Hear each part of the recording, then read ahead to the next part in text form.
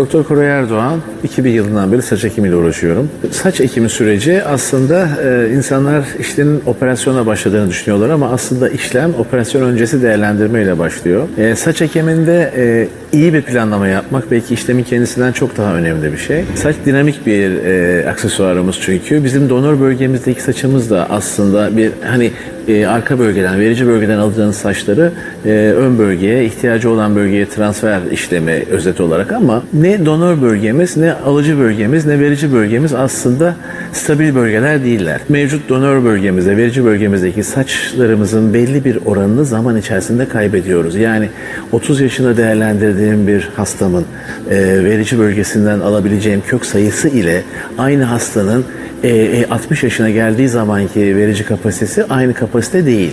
O zaman bu hesaplamaları yaparken siz ilerideki dökülmeleri de hesaba katarak ona göre bir verici bölge kapasitesi hesaplamanız gerekiyor. Bu en çok atlanan konu. İleriki yıllarda bu insana aldığınız kökler orada bir boşluk yaratacak şekilde arka bölgede, verici bölgede seyrelmeye devam ederse bu estetik anlamda insanı mutsuz ediyor. İşlerin asıl can alıcı noktası doğru hesaplama yapılabilmesi. Saçları keserek yaptığımız saç ekimleri var ki genelde %90'ının saçları tamamen kazıtarak yapıyoruz bu işlemi. Ama hiç saçı kısaltmadan yapılan yarı tıraşlı saç ekimleri de var.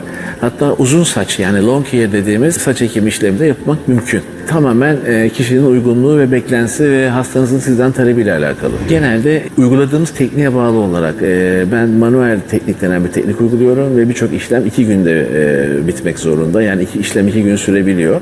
Onun için benim hastalarım ortalama 2 gece İstanbul'da kalıyorlar. Ama operasyon dahilinde geçirdikleri süre ne kadar diye soruyorsanız işlem yaklaşık 7 saat süren bir işlemdir. Kişinin donör kapasitesini belirliyorsunuz. Belirlediğiniz donör kapasiteye göre oradaki köklerin alınma aşaması var.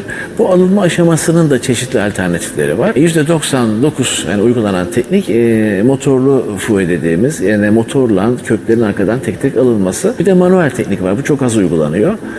Manuel teknikte herhangi bir elektrikli alet kullanmadan kökleri manuel olarak alıyorsunuz. Teknoloji her alana girdiği gibi saç ekimine de girdi. Burada saç ekimi yapan robotlar da var. Saç ekiminde donörü değerlendiren robotlar da var. Şimdi ben teknolojinin en faydalı olduğu noktada kullanılması taraftarıyım. Saç ekimiyle ilgili şu anda teknoloji, daha doğrusu dünyadaki bütün işlemlerle ilgili teknoloji insan elinin manipülasyonu kadar başarılı değil. Uzaktan ameliyatlar yapan ünlü robotlar var. Bunların bir avantajı var. Bir, kıtalar arası operasyon yapabiliyorsunuz. Saç ekiminde halihazırda teknoloji el manipülasyonunun yerini alabilecek seviyede değil. Çünkü siz kökleri çıkartırken o kökü hissediyorsunuz. Kök cildin içerisinde yön değiştiriyor. Ona göre yönünüzü değiştirebiliyorsunuz. Teknolojinin insandan daha üstün olduğu noktalar var. Bu da tarama kısmında. Saçın kalınlığı her bölgede farklıdır. Doğru bir planlama yapabilmeniz için her farklı bölgedeki saç kalınlığını değerlendirmeniz lazım. Bunu da siz manuel olarak ya da büyüteçler kullanarak kısıtlı sayıda yapabiliyorsunuz. Ama son dönemde gelişmiş teknolojiler var.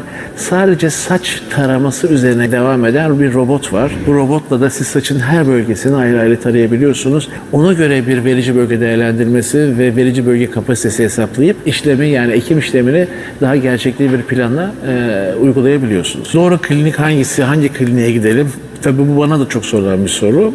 Burada öncelikli olarak tabii herkes kendi tanıtımını en güzel şekilde yapmak istiyor ama herhalde yani bence kriter olarak kabul edilmesi gereken bu işlemi yaptırmış kişiler.